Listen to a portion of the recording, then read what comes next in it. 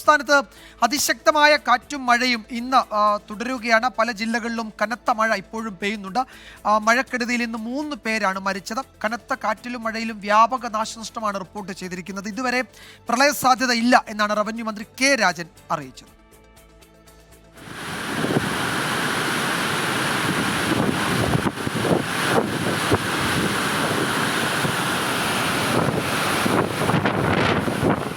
നേരത്തെ എത്തിയ പെരുമഴയിൽ വിറങ്ങലിച്ചു കേരളം. ജൂൺ എത്തും മുൻപേ സംസ്ഥാനമാകെ കാലവർഷം അതിശക്തം. 5 ദിവസം കൂടി ശക്തമായ മഴ തുടരുമെന്നാണ് കേന്ദ്ര കാലാവസ്ഥാ നിരീക്ഷണ കേന്ദ്രത്തിന്റെ മുന്നറിയിപ്പ്. ജൂൺ 6 മുതൽ മഴയുടെ അളവ് കുറയും. മഴയ്ക്കൊപ്പമുള്ള കാറ്റിലാണ് വ്യാപക നാശം.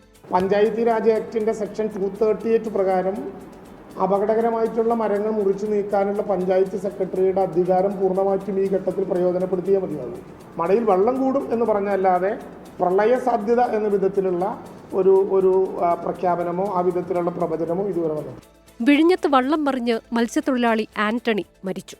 എറണാകുളം തിരുമാറാടിയിൽ മരം വീണ് വയോധികയ്ക്ക് ദാരുണാന്ത്യമുണ്ടായി. വാളിയപ്പാട തന്നക്കുട്ടി ചാക്കോയാണ് മരിച്ചത്. എറണാകുളം വടക്കേക്കരയിൽ ഇന്നലെ കെട്ടിടത്തിന് മുകളിൽ നിന്ന് കോൺക്രീറ്റ് കട്ട വീണ് പരുക്കേറ്റ് ചികിത്സയിലായിരുന്ന യുവതി മരിച്ചു. ആര്യ ശ്യാമോനാണ് മരിച്ചത്. ഇന്നലെയും ഇന്നുമായി 7 വീടുകൾ പൂർണ്ണമായി തകർന്നു. 181 വീടുകൾ ഭാഗികമായും തകർന്നുവെന്നാണ് കണക്ക്. 1894 പേരെയാണ് 66 ദുരിതാശ്വാസ ക്യാമ്പുകളിലായി മാറ്റിപ്പാർപ്പിച്ചത്. ഇതുവരെ പ്രളയ സാധ്യത പ്രവചിച്ചിട്ടില്ലെന്ന് സംസ്ഥാന സർക്കാർ വ്യക്തമാക്കി. ഡാമുകളിൽ വെള്ളം നിർത്തരുതെന്നും എന്നാൽ രാത്രി വെള്ളം തുറന്നു വിടരുത് എന്നുമാണ് നിർദ്ദേശം. വിവിധ ബ്യൂറോകൾക്കൊപ്പം ന്യൂസ് ഡെസ്ക് 24.